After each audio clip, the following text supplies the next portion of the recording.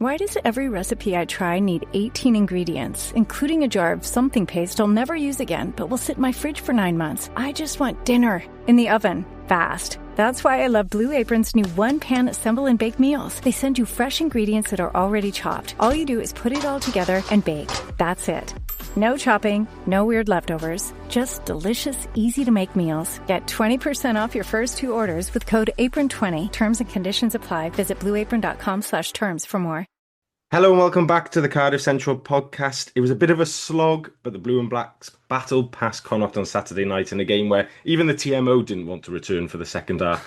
We'll look back on that, there's news of actual centres, and we'll preview this Friday's derby against the Dragons, plus the major story of the week as Hollywood comes to the Arms Park.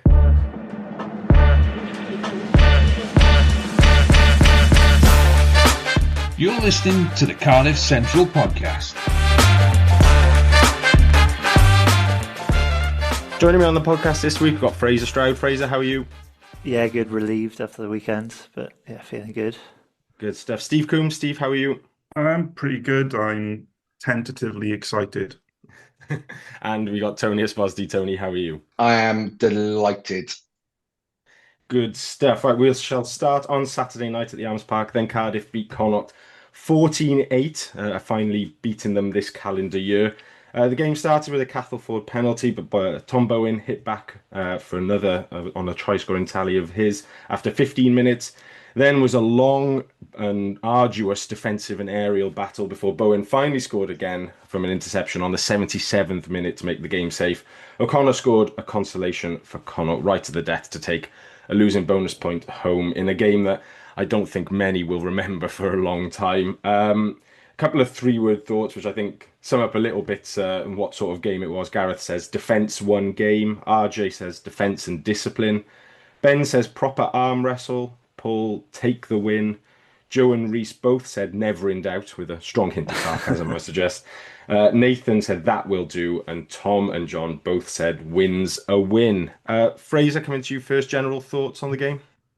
Well, it was quite a hard watch, I'd say. Like, that second half, I was just like, I think I just thought we were going to lose. It was just the inevitable last 10 minutes, concede a try, we've lost. I just had it in my head that was just definitely going to happen. So obviously delighted that we won. That intercept, Bowen running away and getting that try was such a relief. So it was worth it, I guess, in the end. But yeah, I think to echo the 3-word thoughts, I think the defence was, unbelievable throughout. I think the defensive reads in midfield in particular were really impressive, just like cutting out their attack. Obviously, that's what's resulted in the Tom Bowen try, but I think there was a couple of other times where it was just shut down any space they could have had. And I think it's great to have that consistently throughout the game. That's really impressive, to have that resilience in the face of quite a lot of possession they had, especially again in the second half. Our back three was excellent, I think. In the air, be fair, a bit of a mixed game, but I think overall they really showed up. Beetham likes to tackle, which is good. He was putting in hits left, right, and centre. It was really impressive. Winnett was excellent. Bowen does what Bowen does. It was again amazing. It's kind of like you're going to say the same things about him every week, which is, brilliant. But I thought our breakdown work was great as well. We were really disruptive, both forwards and backs. It was like an all-court game. You had the Dan Thomas, McNally in the disrupting the breakdown, but also there was a couple of turnovers from our back three. And and also our scrum was excellent.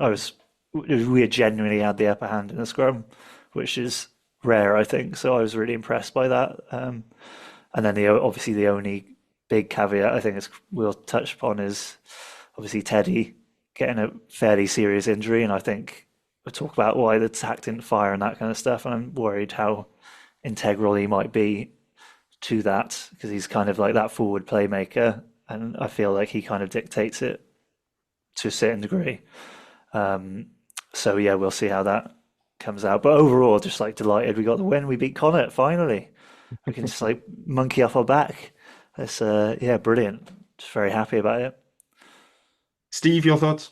I got to the game late. I missed the first 20 minutes, and for a long time there, I thought, holy shit, am I not going to see a single point tonight?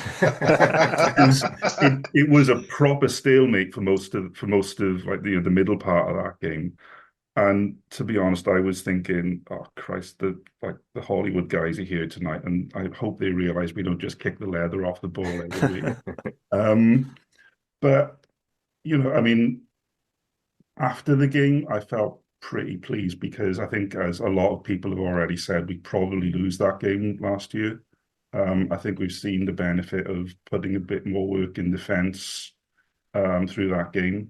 It was a defensively orientated game, and I think the truth is, although we all like the sexy rugby, over the course of a league campaign, you need to win games like that. So much as I would have liked to watch us absolutely pummel Connacht into submission, incidentally, I'm a little disappointed that Stuart Lancaster has already turned Connacht into like a really boring version of Leinster, if that's even possible to be more boring than Leinster. But yeah, I'm glad we got the win, and I think it does show progress because we would have lost it last year, I think. Tony? What Steve finished on there is exactly right. I think I mentioned to you guys and a couple of other people that last year we lose that. We concede a penalty and score and concede a try in the last couple of minutes and lose it by a couple of points. The year before, I think we lose it with Connacht going away when our attack didn't fire. The fact that we were able to defensively nullify what is essentially a pragmatic Connacht is such a shift, especially as it felt defensively. On Saturday, we tried to be more aggressive at breakdown turnovers, whereas I think against Munster and the Lions, forgive me if I'm wrong, it felt like we were a bit more passive. We weren't going so much for the turnovers. We were obviously still winning turnovers with Cardiff, but it felt like we tried to attack them a bit more because we knew they were just going to try and slowly work through and go from there. Yeah, getting that monkey off your back though, like we looked like a team that had lost five times in a row to Connacht, and it's just one of those things of by hook or by crook you get over the line and then it's gone. Now you get rid of that result and you move on, shift on. A couple more three-word thoughts. Rob said no cutting edge. Dave said lack of penetration. The attacking stat line was that Cardiff made 142 carries, only 6 line breaks, coughed up possession 22 times and made 42 kicks out of hand. Fraser, you mentioned the attack didn't fire. Why do we think that the attack just didn't get going on the night? I do think, and I said I was making notes throughout the game, and I think when I saw Teddy going off at 30-odd minutes, I immediately was like that could affect things because I feel like, I mean, especially in the Lions game, I think he set up he was involved so integrally in almost every good attack we had because he makes those decisions as to whether pop out the back, run forward. He just seems to be that kind of second playmaker. I know you usually have a 10 and a 12 doing second playmaker, but it feels this season in particular, Teddy seems to act as that. Give it to me and I'll decide whether it goes back to Sheedy or we go through the forwards or a pop pass. He's got that skill set that's like, you don't really get many forwards with that range of skills. So I really do think him coming off, and obviously he didn't have a bad game, but he is not Teddy Williams and he doesn't have that skill set. And I feel like it was quite massively disruptive. And I think we just kind of started stuttering. Our fluency wasn't there. We kind of making not poor decisions, but kind of just doing the same thing or not like making the sharp choice in the moment, and then obviously kicking quite a lot because we weren't going anywhere. So I do think, for me anyway, it felt like the Teddy coming off was the real change in the game where our attack kind of just like faltered and we didn't really get it up again. But our defence, and we stuck with it. So fair play to us to adapt into that, and hopefully next week we'll have a bit more time to play with someone, not Teddy there, and someone else will be able to step up. I'm not sure who that is, but we might be able to adapt our gameplay. But that's where I think it was the big change and why our attack didn't quite have the punch it usually does. And I think that's the key point. One, it was an injury to a key player that gets us go forward ball in a couple of different ways. Two, we had a couple of things like that break by Sheedy where he's just offloaded it to Bowen and it's knock on to hand. There were a couple of other bits, and and Connacht were stifling as well. Like we shouldn't discount that. And I think, like we've mentioned already, the 5 times in a row that they've beaten us, it's very easy to get in your heads. Ah, no, here we go again. And that's, to me, we looked like a team that was thinking, ah, no, here we go again. So and all those factors are built into exactly what you're saying. Like it's one of those things that I just think you don't even look at the tape. You just go, let's just move on. Yeah, I think, like, just to mention 2 other factors. That was a very physical, attritional game. Connacht had the week off, whereas we had a very physical, attritional game against Munster previous week. We had walking wounded coming in, a few players dropping out. They're coming in, like, you could say perhaps they're a little undercooked, but they're also essentially fresh after pre-season. And I think that actually worked in their favour because of the nature of the game. The other thing is the back line. You've got Stefan Manuel making his first start as a 19-year-old. There's another 19-year-old in the back line, but that doesn't really count because he's brilliant. Beetham's on the other wing. I know there's a whole debate about where Beetham can play, but I don't think he is a natural winger. So that is not quite a makeshift backline, but it's certainly, I would say, significantly under strength. And I think it's actually a good sign that none of us are moaning about that, because I think in previous seasons, like, we miss a couple of players and say, oh, if only Willis was playing, if only such and such. No one's saying that. And I think that in itself is a good sign for where we're going. I went on the pitch afterwards. I took my boy, and he was buzzing, running around getting signatures.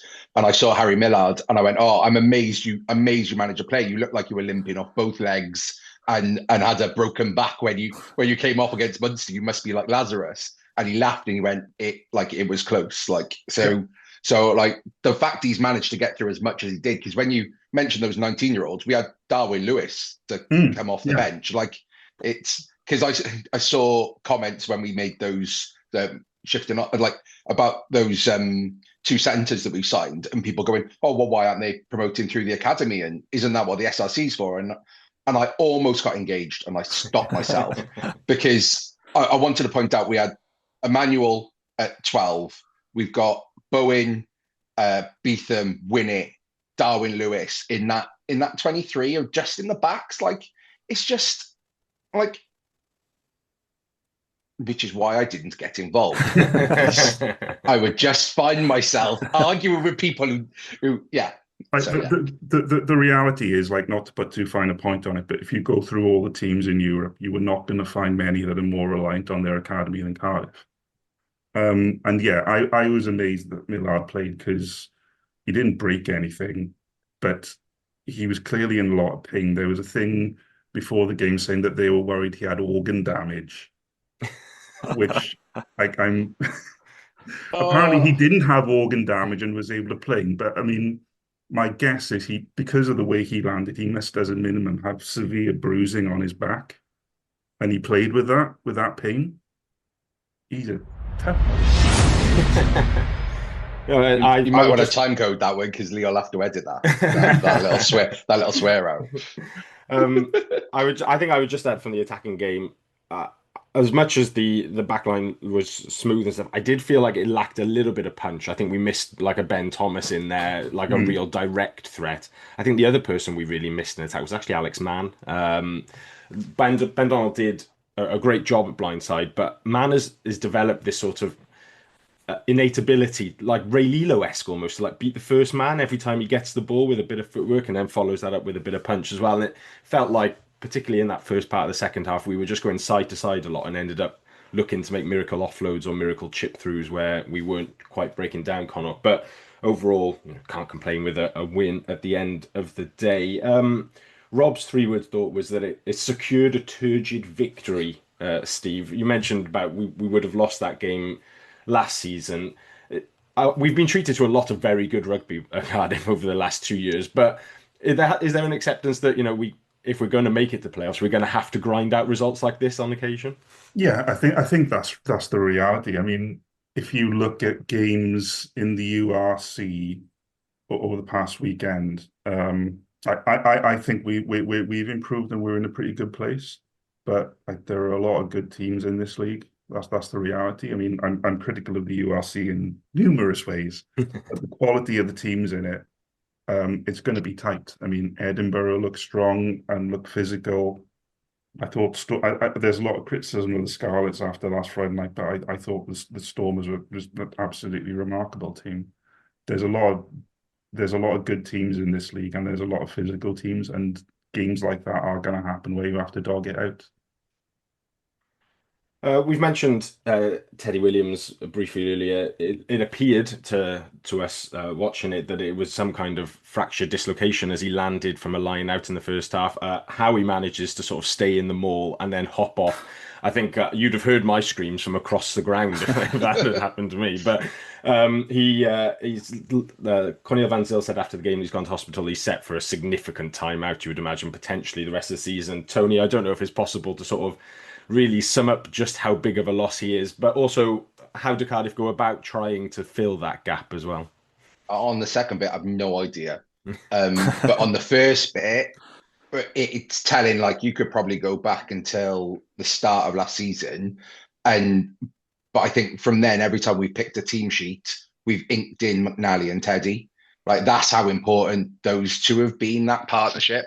So it'll be really key on McNally to sort of bring on whoever gets to play alongside him, whether we see Seven Story Rory or we're probably going to go Mulvihill on the weekend and pick Knott against the Dragons. So, but forming a bond, because that's one of the key things. Teddy and McNally look like they've been playing together for years. Like, they just seem to be able to know where the other one's going to be, and it's become such a great partnership in such a short space of time.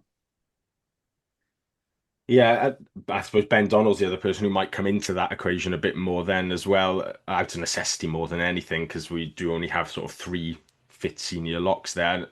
Obviously it's early days for Tom Cottle at the Rags, but I don't look at him as somebody who is definitely ready to step up yet after his performances early in the season. I think he needs like a good run at that level before we'll consider him. I think the other thing that Cardiff will have to consider is that there isn't a massive market for like loan signings of locks at the moment. You look at because the Scarlets are taking the Scarlets are taking everybody.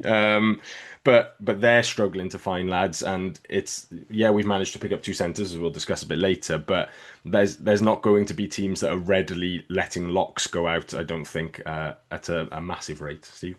Yeah, I think. I mean, we'll talk about the centre loan signings later, but in the article, the Wales Online article, it mentioned that we were already looking at Currie Cup for centres, and I think we are going to need some kind of second row signing, because even if Teddy wasn't out for a significant length of time, I don't think it's even humane to ask Josh McNally to play every single week. I think he was absolutely exhausted by the end of last season. That was clear. I think other than the 10 minutes he was in the bin at Munster, he's played every single minute this season, and I just don't think it's sustainable. I think he's fantastic, but it's not fair on him to ask him to just do that role every week, such an attritional position. So I'm hoping that whatever links we've got with Currie Cup, perhaps through Van Zyl, we're able to dig up a decent second row or two. McNally's going to have time away with a RAF as well at some point, isn't he? Dan? Well, yeah, you'll have time away in order to play rugby. Yeah, exactly. The army. Yeah, that's what I mean. Like, yeah, we're going to have to cover him at some point. I don't know whether they're usually towards the back end of the season, but almost certainly they'll fall on the weekend we're in South Africa again or something as well, just because that seems to be the way it works. Fraser moving into the outside backs. Obviously, Tom Bowen earned a deserved man of the match for his 2-try effort, but I think a lot of praise was reserved for Cam Winnett as well for his performance under the high ball. I wrote on the question list, does he deserve a Wales recall? Of course, he was in the squad for Japan in the summer, but just didn't get on the pitch at all. Mm-hmm. Is he somebody who is more in line to play a bit in this autumn internationals? Do you think his performances are worthy of that? I think he's definitely I think he's definitely growing since he first got his call up. Obviously, I think I was a bit early for anyone to like start playing for Wales. Really, he was like barely had any games with Cardiff, and obviously there was a little bit of a dip in him adjusting maybe to the reality of like him not being in the Wales squad every yeah every time. But I think he's definitely maturing. I think as a player, I think he seems to have a good communication with the other players as well. I think he's developing that and seems to like have this assertiveness and confidence that again comes with playing games and playing well. And he's playing well. He's got a lovely touch about him. He's a classy player. He's great and he's like improving in aerially because that's been like an issue in the past. I think he was really good on the weekend. He's brave in the air, even if it doesn't come off all the time. He doesn't collect the ball. He's always competing properly. Which I admire. Like doing that is fucking scary. I wouldn't be able to do that. So I respect that massively. I think in terms of Wales, obviously you got Blair Murray. I guess would be the first choice fullback. I don't know for Wales at the moment, and he's obviously a hard player. Like Blair Murray's pretty exceptional, and when it's kind of only plays fullback, so I guess that limits where he might come into the Wales team. But I think he's definitely earned enough to be in the squad and to be on a bench or something like that. And I could see him getting some game time over the autumn if he keeps this up and doesn't get injured. Because he is a classy player, and he's got time on the ball and a good skill set. So yeah, I could see him back in the Wales squad. I think it would be deserved. I think Blair Murray might, not for his playing, but that haircut that he displayed on Friday night against Stormers. Before I could do it. He deserves to be punished for whatever he's got inside his mind, doesn't it? I mean, I don't know what's going on with that haircut. It's a one international window ban for poor haircut. Yeah. I was wondering, does he wear that day in, day out, or is that like a game day haircut? Like, I just know, it's fucking mad. Either way, it's too much. Whichever the answer is to that. Steve, you mentioned earlier about the homegrown players. I think just to go through the back line in particular, outside of 9, we started with Sheedy, Emmanuel Millard, Bowen, Beetham, Winnett, and then brought on Johan Lloyd and Oshan Darwin-Lewis, a back line that is all either academy products or homegrown players and covers the sort of length and breadth of the pathway as well. The Cardiff lads like Sheedy and Lloyd and Darwin-Lewis up to Stefan Manuel, Llantric Vardra way, and then your Cynon Valley guys, Millard, Bowen, and Beetham as a South Powys lad. It can sometimes, I think it can be framed as, oh well, you're just like using kids for the sake of it. But these are genuinely good players. How it pleased will somebody like Griff Rhys be to see these guys coming through and really making their mark on the team? Well, I mean, he'll be delighted, and it's testament to the fantastic job he's done. And I mean, the other thing is, I'm pretty sure all the players mentioned there played for the Rags. So I think it's testament to that system. I mean, we're doing things slightly different at Cardiff by focusing on basically our second team, our traditional second team, for bringing players into senior rugby. And I think you have to say it's working. I mean, Tom Bowen and Steph Emmanuel have basically played a full season with the Rags, and they've slotted straight in to the first team. I still think it's remarkable that to have two 19-year-olds in the starting team, and not only are they there, I've at no point have I doubted that they're not able to slot in and handle anything thrown at them. So yeah, the academy system is working and flourishing, and it would be a terrible shame to go and wreck it, Dave Redding. Nudge, nudge. And then just to finish off Saturday's game, Tony, talk to us about the North Terrace. Oh, the speakers over there are awful, aren't they? Like, there was that TMO break at the start of the second half, and I had no idea what was going on because the speakers were horrendous.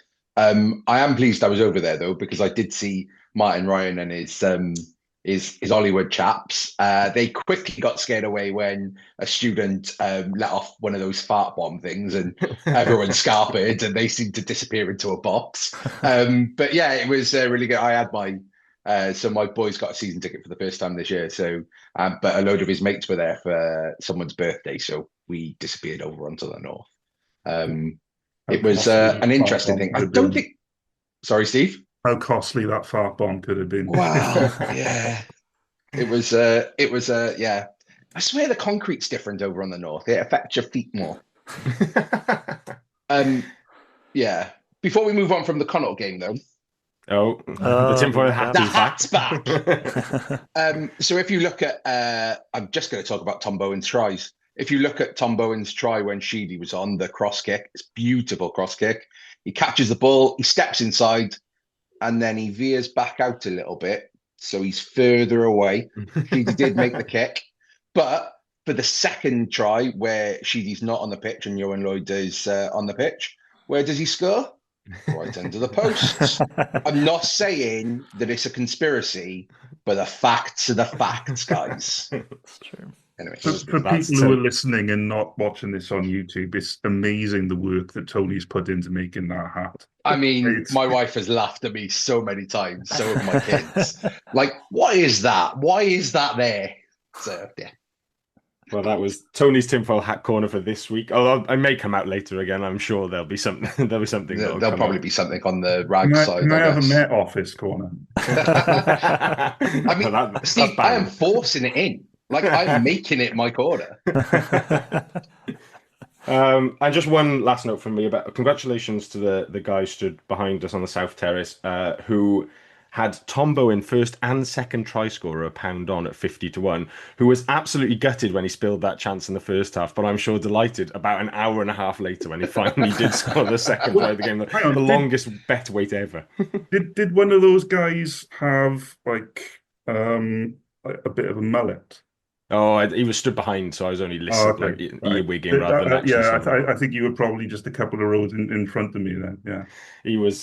He was absolutely gutted when that one went to the ground, and I don't think many people will have to wait that long for a first and second try scorer bet. There was an hour between points. It was mad, wasn't it? So from 7-3 to when we scored, or when Bowen scored the second try, there was an hour. Yeah, it was a long old evening. Like somebody said, because of that TMO delay as well at the start of the second half. I think I just randomly heard somebody shout, "Fucking hell, it's 9:45" or something like that, with like a couple of minutes still to go. So, it was a long old evening. As we have discussed a few times, evening kickoffs are not great anyway. So when the game drags on for so long, it definitely doesn't help in that regard. I had, sorry, as we're talking about gambling, I had a fiver on Tom Bowen to score the first try in Cardiff to win by between 11 and 20 points. And I got 20-1 on that, so you can tell how pissed off I was when Cardiff scored. Yeah, I was going to say that was an absolute killer at the end there. Steve, the only one who was still really invested in Connacht. On the kickoff time, though, didn't we have the highest attendance of all the 3 home games this weekend of the Welsh teams? We had about 7,000, and I think Scarlett's reported it as 6,114 because I saw Lance Bradley trying to take the mick out of them by saying they had 6,115. But I don't know what they had at the Brewery Field, but I doubt it was any more than what we had. So even a 7:45 kickoff on a Saturday night to get 7,000. Yeah, exactly. Like, even with the WRU trying to hold us down by giving us rubbish kickoff times. Put your hand, yeah. Right, that's that one done then. We'll move on to some news. First piece of news is that, like buses, you wait for ages for centres to come in at Cardiff, and then 2 arrive at once. Cardiff announced that Will Rigg, ex-Cardiff Met and Coventry centre, now at Exeter, and Oshan Roberts, ex-Cardiff schoolboy, went up to Kirkham School and signed for sale, play for Wales under-20s over the summer as well, have both joined on short-term loans. They trained for the first time on Thursday. They were both travelling reserves at the game on Saturday. We'll get on to whether they might be involved on the weekend in the team selection later, but good to have some reinforcements come into the midfield. And then the major news of the week broke on Monday afternoon. Steph Thomas and Wales Online doing an interview with a potential buyer for the club, a consortium that includes a number of Hollywood production people. Gareth West is a producer who's worked on films such as Ferrari. Mark Williams is a creator of the Netflix series Ozark, starring Jason Bateman. And Neil Juul is a long-time producer who's worked on a number of films, including with Martin Scorsese, The Irishman, Silence, and Killers of the Flower Moon. He was also involved in the Von Dutch fashion/apparel brand. They are joined by the CEO of Rhino Rugby, the kit and equipment manufacturer, Reg Clark, and a familiar face to many in Martin Ryan, who's a long-time associate supporter of the club. He was a director for many years under Peter Thomas and benefactor as well, put the not insignificant amount of money into the club. Steve, with your CF10 hat on, you have to make one of them now. Yeah, I don't know what that looks like. The number of hats I should have for Cardiff Rugby Club is growing every day, but yeah. You were part of a group that met with them last week. They sought you out for a meeting. Give us your thoughts on them and that meeting. I think the first thing to say is, like, the headline is that these are Hollywood people. They want to make a TV show. That's obviously going to be the headline grabber. But I think it's worth dwelling on the rugby links within this group as well. Martin Ryan, number one, is unquestionably a Cardiff Rugby man. Been involved for a long time, has invested over $1 million of his own money and wrote that off in the past. So he's committed to the club. So it's good that he's involved. Then Reg Clark, as you say, chief executive of Rhino Rugby for just about 20 years, has been involved with them for a long time before that. Has actually played at the Arms Park for Oxford University. So number one, he goes back a long way in the game. And if he is involved, part of an ownership group, those connections he's built up over those years are going to be immensely valuable. But also, during our meeting last week, and again in the Wales Online article, he's made a point of vouching for the Hollywood guys. And that feels very significant to me, because for a guy like this, who's basically his whole professional life revolves around rugby, if he vouches for someone and it turns into another health and it comes back to bite him on the arse, that will come around and bite him. So for him to make a point of vouching for them, to my mind, is very powerful and worth keeping in mind before you dive into the Hollywood stuff. So yeah, and also Neil Juul, he's not only a Hollywood producer, he's got a background in fashion, the apparel industry. So, potentially we finally get some decent merch. And in our meeting, he talked about, some of the old jersey designs we got, which he thinks are fantastic. Generally speaking, speaking to them, what they have to say is very exciting. They want to base a TV show around the city and around the club, a scripted TV show, not a documentary. But that's only kind of part of it. They want to go big on women's rugby. They want to do a lot in terms of social media. What they're talking about is basically building the club up as a brand. And there's going to be an understandable amount of skepticism, because we've been promised a lot of things from in the past from people who said they had a lot of money. But my feeling from the meeting is that what they have, what I said during the meeting is the devil's in the detail, but so far the detail's pretty exciting. So there's a lot more to hear, but at the moment I think we can be tentatively excited. Yeah, and also, obviously I'm a rugby guy, but I'm also a big film guy. So the fact that Martin Scorsese's producer is involved is a bit of a rush, I can't lie. We had a couple of questions come in ahead of recording. So Neil asks, do we know if the Hollywood hotshots, which I feel like we should probably not quite continually refer to them as that, but it's a good start. Do we know if the Hollywood hotshots are the best of the apparent 6 bidders? And also, do we know who any of the other bidders are? So we can't go into the other bidders, no. It is obviously a good sign that there's more than one.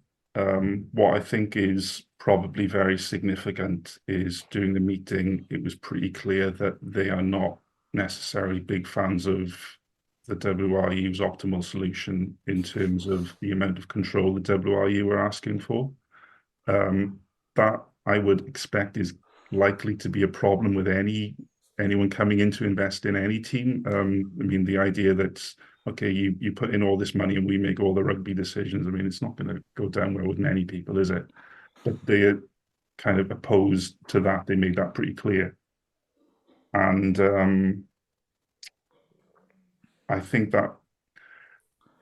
that's something to bear in mind when it comes to thinking about the bidders and who the WRU might prefer, because they might prefer a bidder who is better for the WRU rather than a bidder who is better for Cardiff. That's something worth keeping in mind. But no, we don't know who the other bidders are, but I think we can see what's at stake. And then the other question was from David, who said, with how public it's become, does it seem it's more or less a done deal, or is it still open to all? No, it's not a done deal. Nothing's been decided. I think the fact that they've come out and made clear their interest means they're serious.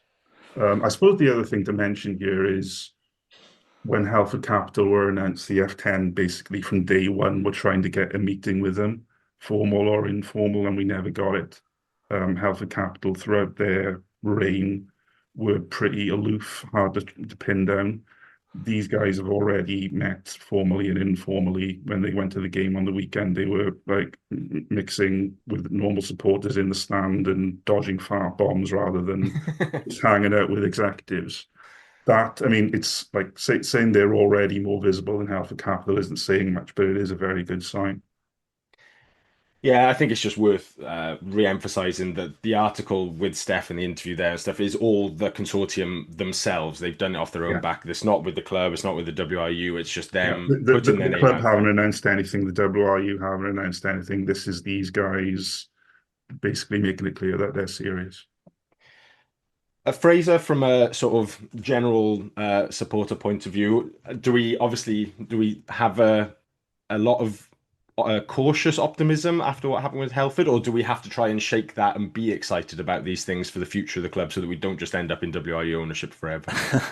Well, listening to Steve, I do feel I'm buzzing about this. I didn't really know much about it because I think until I get some like concrete ideas, I kind of avoid the kind of ownership chat because I mean, obviously, what happened with Halford was quite embarrassing, and obviously the House of Luxury thing that's going on. You know, I don't want to like cast aspersions on them, but based on what I've seen of that situation, I'm not a big fan of that. So I think being cautious about it is really important. But like the fact that, like Steve just said, they've met with CF10, they're engaging with people, wanting to clearly invested in more than just making a quick buck or like some sort of like weird financial finagling that somehow rugby is profitable, which it just isn't. But I think we are in an unusual situation because Welsh rugby is in such a difficult place, so it is kind of hard to, you want to be very cautious and like hold people to account, but then we also got to realize that how many cards do we have to play with? We're not a very viable business as someone to invest in, so it's kind of a tricky balance to take, I suppose. You want to make sure they are seriously interested, they want to do what's good for Cardiff, but then and the WRU, but it's kind of hard to hold people to account as much as you might like to, because you don't know when these opportunities come up again. But I mean, having 6 bidders, that's a really good sign. So, obviously, I'd be really interested to hear more about them as well. And like, I hope the process and WRU are open-minded about all this stuff. And like Steve said, I hope they're not just about how much control we have over Cardiff and how much we can influence things, and also realize, like, think outside the box. If Hollywood producers want to make a TV show about Cardiff and Cardiff rugby, that's only going to benefit the WRU and rugby in Wales as a whole, and like especially American audiences. It'll just be that'll be a massive thing. So I'm getting excited thinking about it. But like, I hope the WR can be open minded about that and think outside the box in terms of decision making. So yeah, I'm excited hearing from Steve. More excited, but yeah, obviously we need to temper it a little bit and wait and see what the other bidders say and what comes with it. Really, There's a couple of positives from what they said in the Wales Online bit as well. They don't seem to be mentioning the stadium, which was all Halford seemed to focus on. So to me, that gives them a bit more kudos because, yeah, like it felt very much looking back on it now, like we should have been more wary because it felt like a land grab, right? Whereas hopefully this doesn't, and them coming out and speaking is trying to get on the good side of PR. What you mentioned about America, Fraser, if I'm Martin and the URC dude, I am on the phone to the WRU going, yes, please, because I want to break America if I'm the URC. They've already said that about having games out there. Or how better to do it than to have one of your clubs having a scripted documentary about the city and the history of the club, but especially with the 150th year next year, and being the only club that's in the World Rugby Hall of Fame. Like, there's so many key selling points from a rugby perspective and from a city perspective. Like, you can talk about stuff like it expands out to like the multicultural nature of the bay and all bits and pieces. Like, you could sit for half an hour and go 8 episodes. Here you go. Is eight things to talk about Cardiff, right?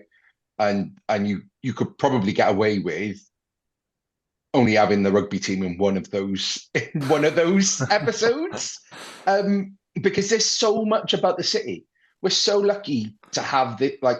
I'm going to wax lyrical about Cardiff. Like, how many cities in the world have hosted World Cups, European football finals, European rugby finals, Taylor Swift and massive concerts. You've got cricket, so Ashes and stuff like that.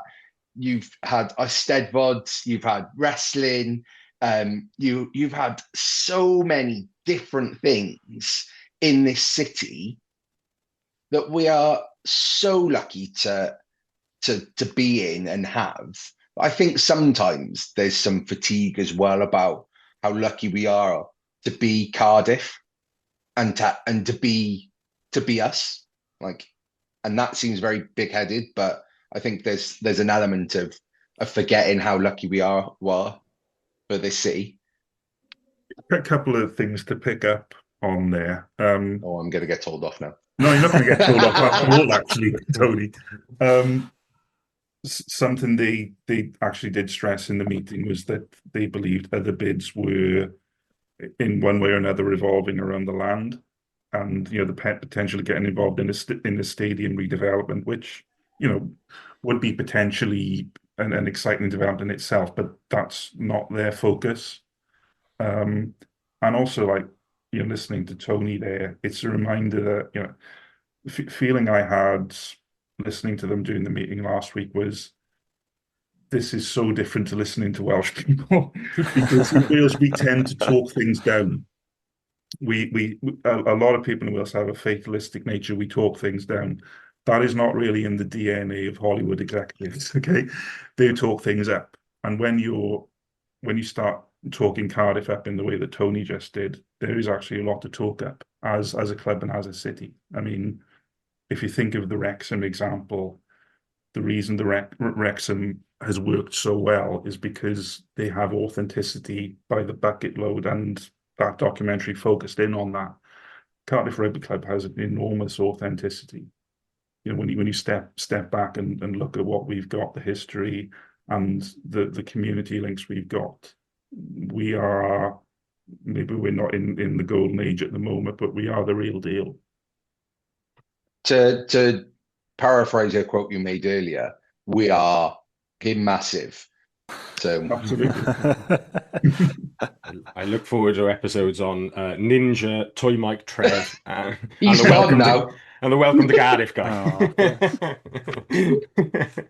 No, it all sounds incredibly exciting. Obviously, it's still an ongoing process. We wait to see, firstly, what the WRU are going to do at the end of this month, and then presumably in the months that follow, the wranglings that come out of that decision. And yeah, we'll wait to see then which way the WRU go in terms of selling the club. I think the other thing about it is that it does feel quite positive in terms of Cardiff Rugby surviving whatever the WRU are doing with the professional game. That I thought that they would properly put this on ice until that had been decided, but it does seem like it is definitely moving at a decent pace still. And these guys have obviously received some level of assurance of Cardiff's future, that they are making the effort to come over to games and engage with supporters groups. And it also sets a bit of a template out for other bidders as well, who hopefully will properly engage with supporters groups ahead of time as well, because that's definitely the way to do it. Definitely 100% if you're going to make a good first impression.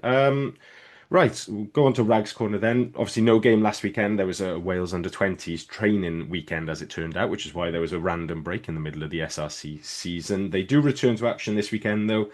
They host Aberavon at home, 2:30 kickoff. Aberavon, who have played 4-1-2, lost 2 so far. Chris Davis there, the Cardiff University head of rugby, so a lot of ex-Cardiff Uni boys, a couple of ex-Rags and Academy guys down there as well. Cardiff hopefully will have a few players back who've been missing from the early part of the season. The Hud brothers, Alan Rees, all possibly in line to play. It remains to be seen whether we might see a couple of those first teamers back again. Obviously, Ed Byrne and Corey Domachowski were due to play against Ebbw Vale, but that game got postponed, so we might see 1 or 2 of them in action. There was also a suggestion that Halfpenny could play for them in that game as well. I don't know if that might rear its head again on the weekend, especially with the first team game not clashing with the Rags. Tony, the Rags have had a tough start to the season, I think it's fair to say.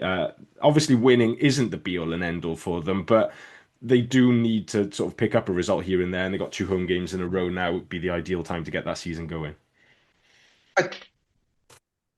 We talked earlier about the young lads that have come through and how easily they've settled into playing for the first team.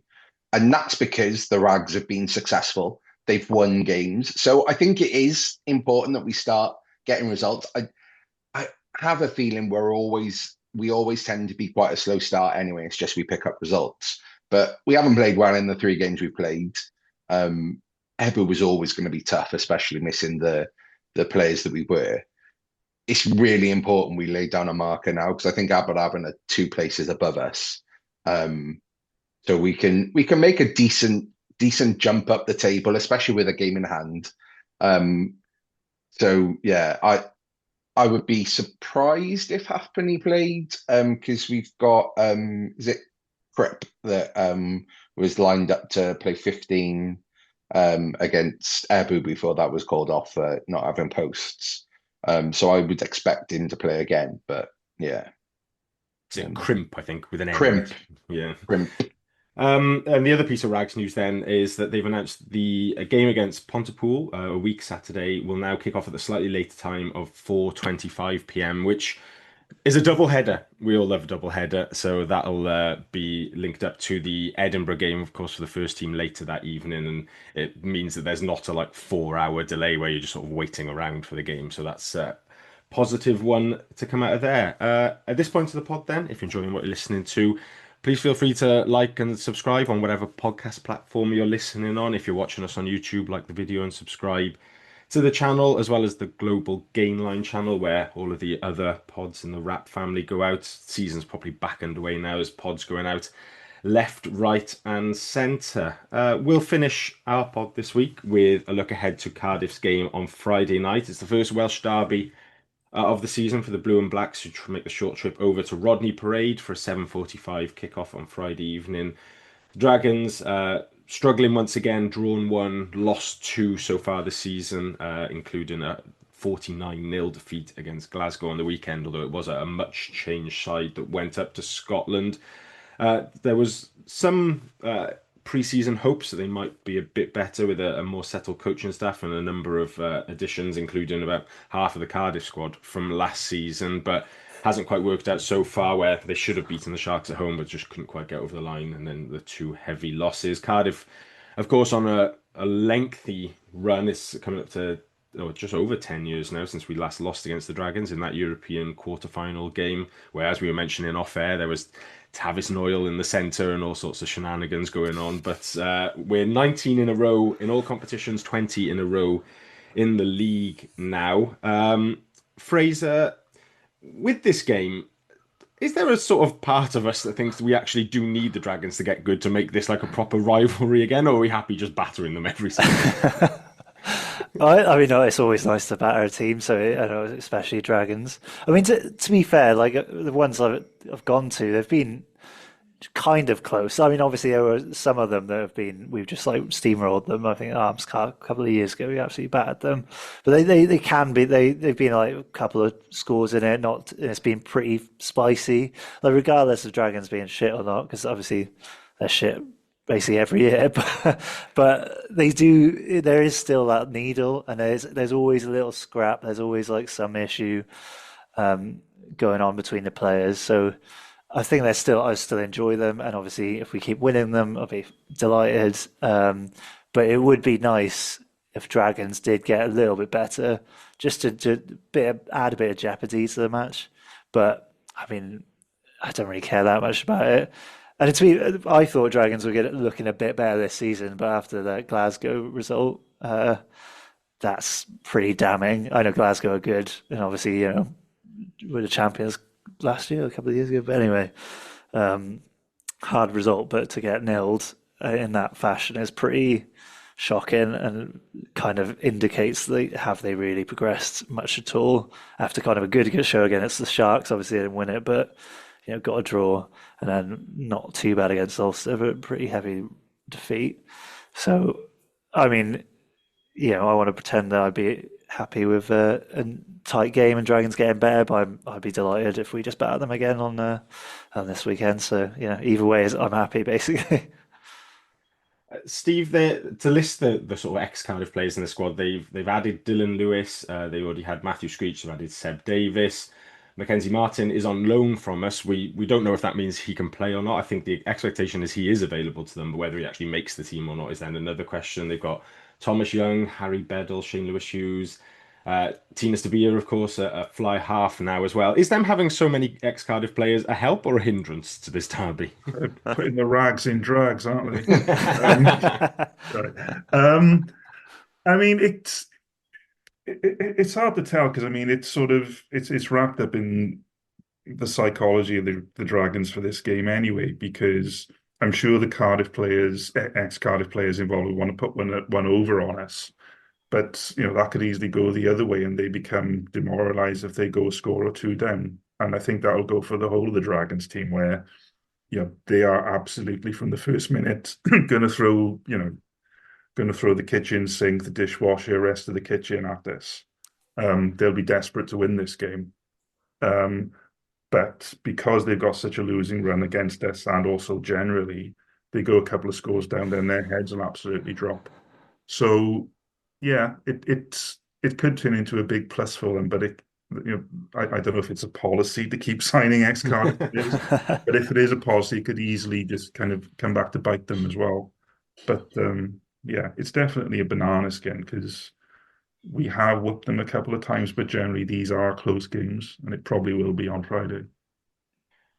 Tony, from a Cardiff perspective, obviously derbies are games you want to win all the time, but in terms of the context of this first block for us, if Cardiff were to win on Friday, does that make it a successful first block no matter what happens then against Edinburgh the week after, where we're sort of looking at least 15 points from the opening 5 games?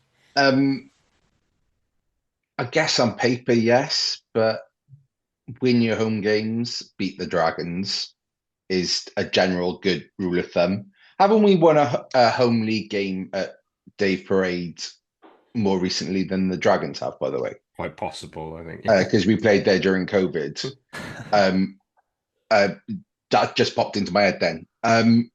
But yeah, like it'll be positive, but I don't want to lose against the Dragons because they are the little brother in air quotes. So we need to keep them in their place. And it is what it is, right? Like if you wanna get in the playoffs, you've got to beat the teams who are going to be propping up the table. And that is the Dragons and likely the Lions. We've already beaten the Lions. We've got 5 points against them. A zebra is one of those, but obviously they're in a purple patch.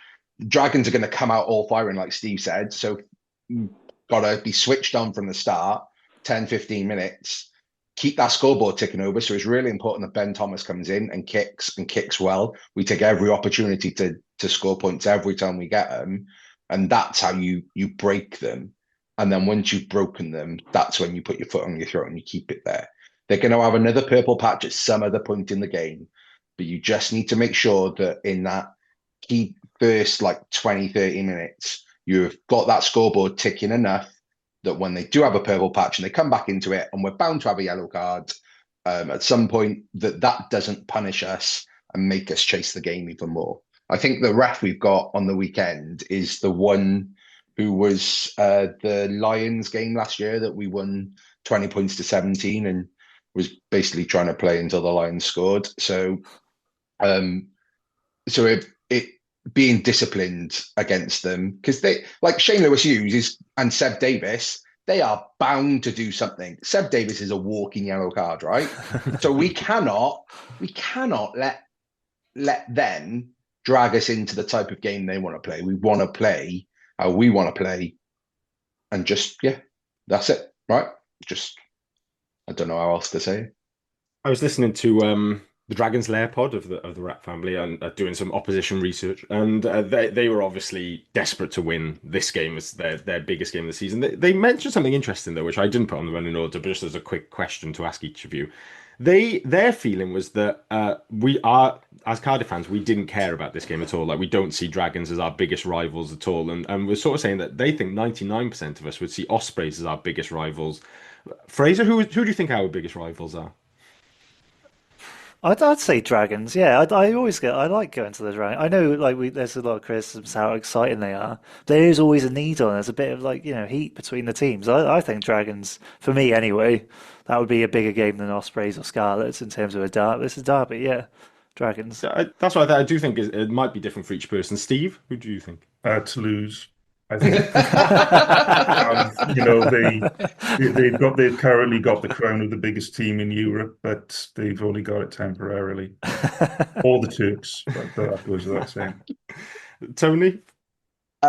It's the Dragons because they're so close. Maybe on-field result-wise, it's the Ospreys, and they were the team that we were chasing for so long because they were higher up than us. But it's like I called them earlier, they're the little brother. They are the Everton to our Liverpool, Tottenham to our Arsenal. That's how I see it. Are they not more like Barnet to our Arsenal? Probably a better one. But I should probably not be tempting fate here. No, I know, and I've resisted everything online again from making any comment about how badly they looked against Glasgow after the first 5 or 6 minutes, because I know that it's a potential banana slip. But I'm not on the pod next week, so I don't have to justify anything next week, so it's fine. Yeah, but I found that interesting that they thought it was 99% Ospreys, because obviously, like Tony said, they have been our closest on-field rival, I think. But for me personally, personal circumstance dictates this, the Turks. But I think of all the Welsh teams, the Ospreys fans are the ones most obsessed with us. So you can easily sort of mix that up in your head and think that it's a rivalry, but I don't think that's a real rivalry myself. But that's why I don't count them as our rivals, because they are more interested in us than we are in them. Whereas exactly. I just want to keep kicking the Dragons when they're down. And as much as Dragons were they continue to try and say that they're not, there is also the historic Cardiff Newport element of that as well. I mean, they are Newport in all but name, as they increasingly just wear Newport colours every season now. And Cardiff ones. Yeah, well, yeah, that as well. Right, let's get into some team news then. So what do we know definitely? Teddy Williams obviously out. Rory Jennings was mentioned as having quite a significant injury in the pre-match stuff by Cornel van Zyl as well. A little watch back of that passage of play right at the end of the Munster game suggests that in the big carry that he did prior to Tom Bowen's hat-trick try, he had quite an awkward landing, and it looks like his knee went the wrong way comparatively to the rest of his body. So if it is as bad as it looked, it could be another season ender if it's like an ACL tear or something along those lines. Mason Grady still out, James Botham still out. Theo Cabango and Ewan Stevens have been appearing a bit more in training videos over the last week or so, but I think rehab-wise, it's sort of dangerous to say that they're back and ready to go. I wonder if they both might be candidates to play for the Rags at some point to get some minutes back in their legs. And then with the experienced Wales international three of Josh Adams, Tulupe Faletau and Lee Halfpenny, we're not too sure again what happens with them. Josh Adams was just listed as a knock. I saw some suggestion that it was a head knock, but I like there was just people talking about that. I hadn't actually seen anywhere confirm that. Which, if is the case, he could be available for Friday, but won't have trained a huge amount. Faletau has this calf issue, which he seems to be doing some running in training, but I suspect Faletau is just a case of you tell us when you're ready rather than us telling you when you're ready. And then Halfpenny is also coming back from a calf issue, but obviously balancing coaching and play, and we're not too sure when or if we might see him. So I think we'll be on the safe side and rule the majority of them out for now. We're going to start with the front row as usual.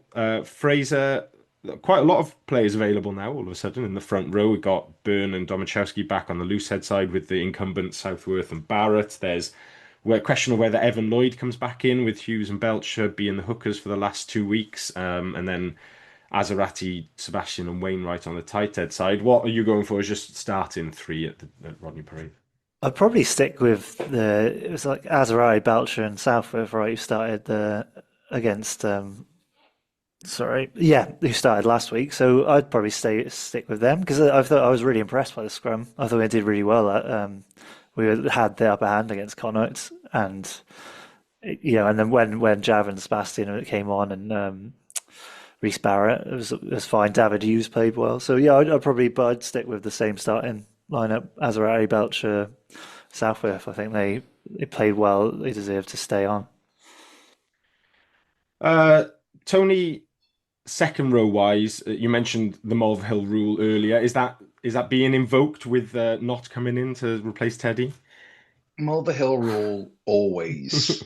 I think that is just the thing, right? Like, I know we mentioned Ben Donnell earlier. I just thinking about what I mentioned with where they're going to fly out the blocks early. I want a proper second row there. They're going to try and get at us. I want a proper second row in there.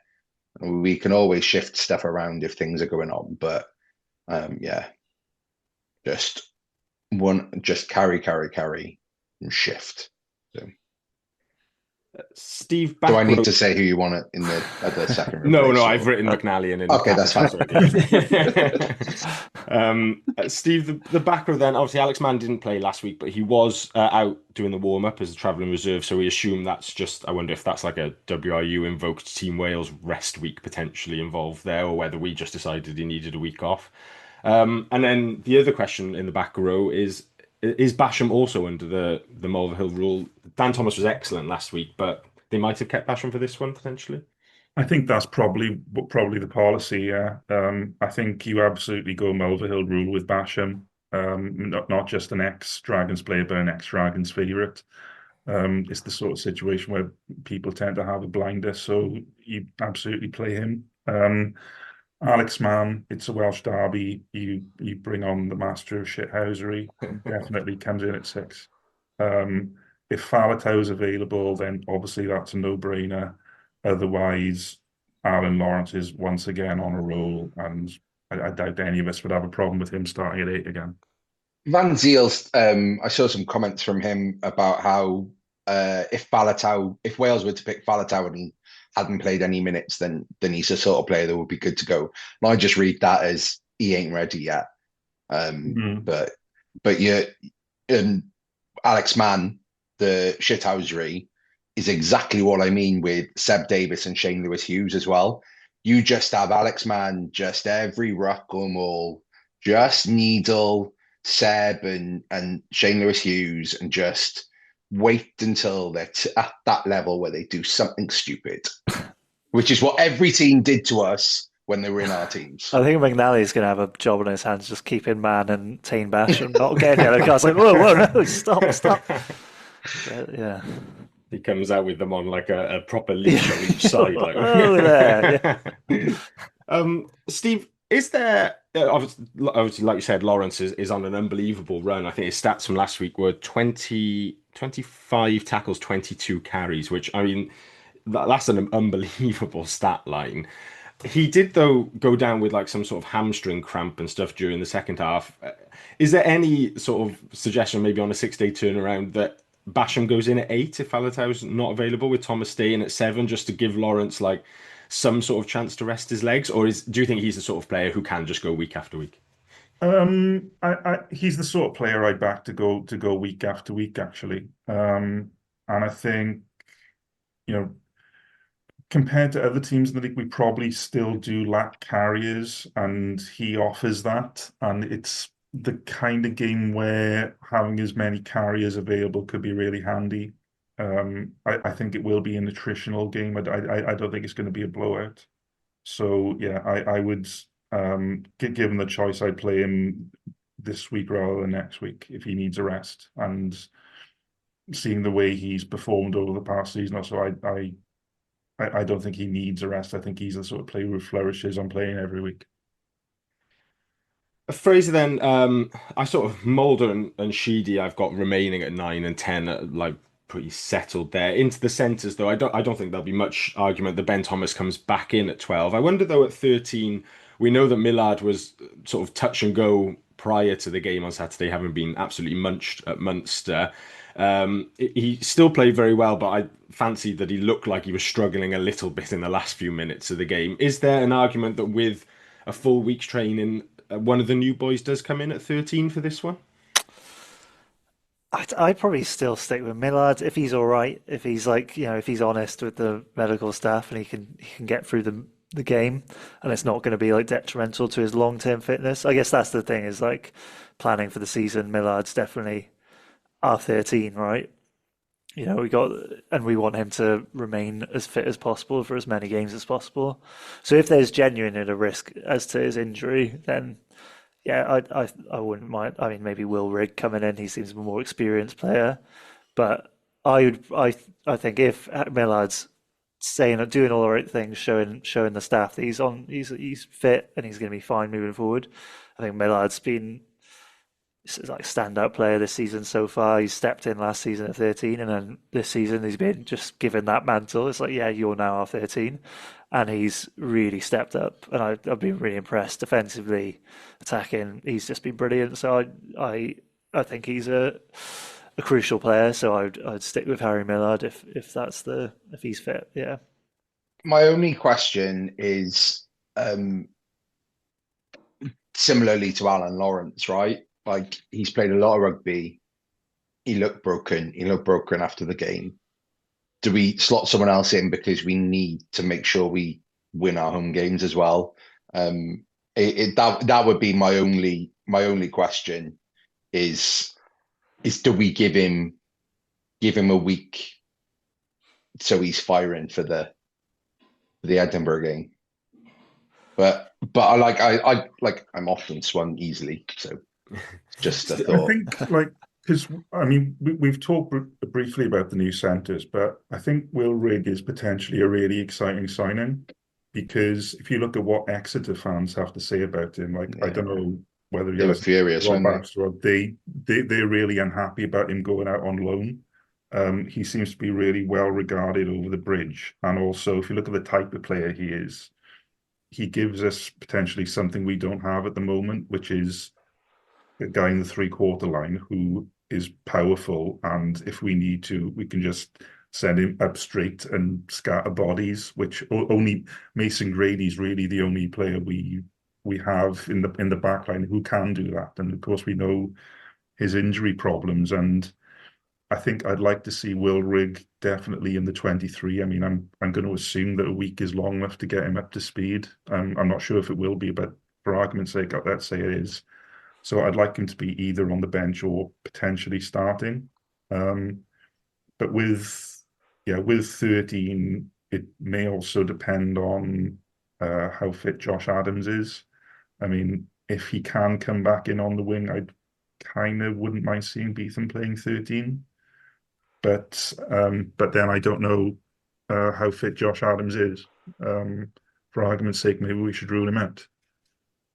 Yeah, and Tony, coming to the wing spot then, and maybe linking in with that 13 argument a little bit, is if Adams is ruled out, and I think we probably do, just on the basis that we haven't heard anything definite from him. I'll go and stand on the psychopath down here in Leicester and see if I can spot him occasionally. But if Adams isn't available, Beetham, as we mentioned, had a good game but is not a winger. Could you put Halfpenny out there if he's fit is a potential option A, or if we do have Rig at 13 and Millard is still available, could we push Millard out to the wing potentially and play him out wide? Yeah, I'd probably be more comfortable with Millard pushing out one than I would playing Beetham. Beetham was good, but weirdly felt like he wasn't that great under the high ball, but that might just have been the vantage point I had. It felt very much like he was knocking loads of stuff backwards rather than trying to make catches. But like I said, I was in an unusual position of being on the North Terrace, so that might have affected my eyesight a little bit. He seemed to jump. He seemed to get to the balls and just like compete very well, but not retain possession. So you're right. It was a bit like messy. He was in the air, maybe getting the ball a little bit, but yeah, he wasn't retaining it. So you're right there. It's an interesting one, isn't it? Like, because he's meant to be a fullback, so you think he'd be good at that stuff. I guess the other option might be Halfpenny at fullback and win it on a wing. But that is probably just one of those old. You've just put different shirts on people, but they essentially do the same thing in attacking and defensive structure. So, as in they switch around. I would probably be more comfortable with Millard out there, especially if you've got Rig at outside centre, because Millard can help run that defensive line and keep that shape in place. Right, we're going to a vote then because I have no idea why we've just decided there. So Fraser, who are you starting at 13 and 14? What's your? I think I'm going Harry Millard, Beetham. To be honest, I'm sticking with what it was. I mean, very, yeah. Steve? Assuming Adams is out, then let's stick with Millard and Beetham. Sorry, Harry, you're going to need more ice. But definitely will Rig on the bench. And Tony? I'm going Rig and Millard. Millard plays any way which way balloons by the look of it, but it just depends on where. Maybe it protects him a bit if he's on a wing. I would go Millard and Beetham as well. I think in possession, I really like the idea of Millard on the wing. I worry though with a Millard, Winnett, Bowen back three, it's just too small potentially. And although I agree, Beetham spilled a few. I do think there's also an element that like he needs to keep playing no matter what position he's in. Like it's good to see him getting a run of games. And I think there's him getting more confident in the high ball will come as he plays week in week out. So we'll go Millard, Beetham then, and Winnett at full back bench. Then I think Evan Lloyd probably does come back on to the replacement hooker for this one. Is the last it's the last audition before Tandy names his first Wales squad next Tuesday. So you'd probably like to think that he would be involved in that. I don't know. Anybody have any objection to Barrett staying as replacement loosehead? He seems to have done quite well. Fraser, no objection for you. Anything from Steve and Tony? Is there anything that says get Burns' experience back in for this one? To see the game out, maybe. Yeah, I mean, it'd be easier to say let's bring Burn in if he'd had a game. He's been out for quite a while now, so it's hard to say. It might be a bit risky putting him straight in, but I've no doubts about Barrett or Southwood. Let's stick with Barrett's like really good. Yeah. Like there's no noticeable drop off at the scrum when he comes on, which is not something we've been able to say about props coming on for the last few years. Let's stick with Barrett and Sebastian then as backups there. I'm going to say Donnell and Dan Thomas as the replacement forwards there, and then Ala Davis remains as the Davis and Lloyd as the backup halfbacks with Rig as the outside centre. I don't think there's much other option potentially. Although Tony, you're looking a bit confused. I'm just wondering where Bevan is, because he featured quite heavily in the preseason, and then we've not seen him at all, have we? I mean, He was travelling reserve on the weekend, so he is fit. But no, we haven't seen him in a match day action. He looked quite sharp in the 14 preseason.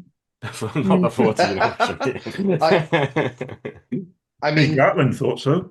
I suggested he covered wing from the bench last week, so yeah, I do wonder whether we might see him at some point. But Davis has been quite good in that role off the Yeah. bench. So I Yeah. would say is that he's brought a good level of control there. So yeah, it's one of those ones. I think with the halfback combination of Mulder Sheedy starting and Davis Lloyd coming on, it doesn't feel like needs tinkering with at the moment necessarily. So we skipped over halfbacks, but with it being likely an attritional game, like Steve was saying, is there a possibility Davis starts ahead of Mulder to put us in the right positions? I mean, I'd be open to that sort of argument. I don't know, Fraser, anything from you? I'm not going to argue it. It was just a statement. I think Mulder's his kicking's got better as I don't know, I've been more impressed with his kicking than when he first joined. And again, he's just such a good in so many different facets of the game. Is like his work at the ruck is really impressive. His tackling's good. Yeah, defensively he's pretty solid. I think it'd be hard. I hear what you're saying though. Davis has got like this strategic, tactical kind of kicking and put us in the right areas. But I think Mulder brings so much more across the field, and he's been so good. Like it's hard to take him out of the team, I think. I think the hope has to be that we build up a bit of a score, and then Davis can come on and help see it out and use his experience there. But Mulder's been a bit of a success story, hasn't he? And he's definitely building up a nice partnership with Sheedy. So yeah, I think go with continuity. Hopefully we can get a renewal announcement soon. Wow. Yeah, I like what you've done though, Tony, by mentioning that, because if it is then Davis starting, we can claim that we also predicted that. It's very, very good podcasting. Very good. So just to run through what we've selected then from 1 to 15, we're going with Southworth, Belcher and Azarati in the front row, McNally and Knott in the second row, Mann, Basham and Lawrence in the back row, Mulder and Sheedy at half-back, Thomas and Millard in the centres, and then Bowen, Beetham and Winnett in the back three. The bench of Lloyd, Barrett, Sebastian, Donnell, Dan Thomas, Ali Davis, Johan Lloyd, and Will Rigg. A team, Fraser, I think that can get the job done on Friday. I don't think there's much doubt about that. But do we think it could be a statement victory from that team? I think so. I mean, there's definitely that possibility. If we're on it, I think we could tear Dragons to pieces. But I mean, I'm still, have Dragon. Oh, and obviously Glasgow indicates they haven't turned a corner. But are they putting a bit more of a fight? They've got more depth in their squad, a bit bigger, might be a bit more attritional, like intense up front. So they might hold us back a bit, and it might be another scrappy win, which it does kind of tend to be. But I think it'd be great if we could get the bonus points. I think these are the type of games you would highlight on the calendar. 5 points. This is one of them. Even if it's away at Rodney Parade, you'd still you'd highlight it and prioritise it. So I think the team will be up for it. And yeah, I'd like to think we can do it. Tony, on the Dragons Lair pod, they felt that they could get the upper hand in the pack. They thought they might have a bit of an edge there, sort of head to head on paper, with sort of guys like Seb coming in there. Thomas Young might be fit this weekend. Obviously, Wainwright's continually in great form, no matter how the Dragons are playing. Is that a concern for us, or do we think we can even them out there? Our pack started really well this year, both at scrum and at maul. The lineups have been a bit hit and miss, but I guess Munster, it was pretty bad, but we can chalk that off to Storm Amy a bit. But I think last weekend showed we're a bit of a hard-nosed team up front. Teddy will be a big miss, and maybe that's where they can get an edge. But Alex Mann versus Tom Young will be be a super battle, and it'll be if there are any kids or anyone going to watch, just watch those two get around the park, and just, if you want to improve your game, just watch what those two do, because that'll be a supreme battle. Still fancy us on paper over their pack, yeah, because Seb's a walking yellow card. Steve, obviously, Tony mentioned there that Storm Amy had an impact at Munster. Do you have a crap weather forecast for us? I mention it. I can very quickly get the Met Office app open. Well, I'll stick my head out the window and judge the cloud formations to say nice. Again, I went with nice on Saturday. It was nice. Got a bit cold in the second half, so I apologise if you didn't bring a coat on the back of my weather forecast. Okay, so what's the Met Office falsely according saying? to the Met Office app, Friday's going to be fairly warm in Newport. It's going to be 16 degrees during the day, still 13 degrees when it comes to 7 o'clock, and cloudy but dry. 5% chance of rain. So it's going to be a dry evening, lots of open attacking, sexy rugby, and hopefully a lot less kicking than last week. And whatever the Drags podcast says, there's no way they have a better pack than us on paper. Even without Teddy. Hopefully it's not mild enough so Newport people have to get their ankles out. You don't want to see Newport people in shorts. That's definitely the case. Go on, Tom. I was going to ask, do you think the Dragons are furious at this kickoff time, by the way? Because, again, 7:45 on a Friday night, there's a group of Cardiff fans that I know that travel down to Dragons games for our derby, and I know a chunk of them aren't going because of when it is. Like, I can't go because of rugby commitments, my kids' training. But this would be a sellout game for them on a Saturday. But chucking it on a Friday night that late as well. I just wonder whether... I know that I do enjoy the trip to Rodney Parade, but I can't make it on a Friday even. It's just too much of a slog for myself, and I suspect there'll be, particularly the fact that I think it's on S4C as well, this one, which will put people off with it being free to air. I don't ever recall a Friday night derby in the last couple of years, certainly since COVID, off the top of my head. I know there's been a couple of late Saturday ones which caused an issue because trains don't seem to run past 9 o'clock, but I have a feeling the majority of the derbies last year were, obviously with the exception of bank holidays like Boxing Day, New Year's Day and stuff, were Saturdays at like 5 o'clock-ish seems to be the derby time. So yeah, Dragons must have a hit on tickets there. I'd certainly be disappointed if this was the home game and that we were hosting them on the Friday night. But yeah, it is what it is. Any other business from anybody? Nope, all good. Well, gents, thank you very much for joining me. Thank you to you at home for listening as well. We'll be back next week, hopefully making it somewhere between 20 and 21 in a row, depending on which stats you're looking at. And we'll look ahead to that last game of the block against Edinburgh, as well as react to Steve Tandy's first Wales squad. But until then, enjoy the rugby, and we'll see you next week.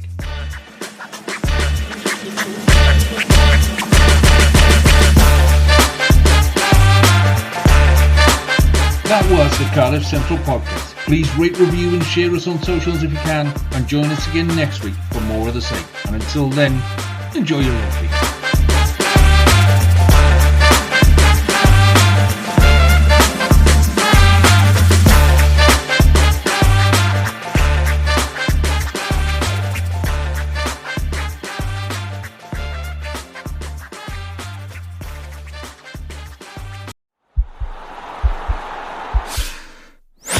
This podcast is part of the Sports Social Podcast Network.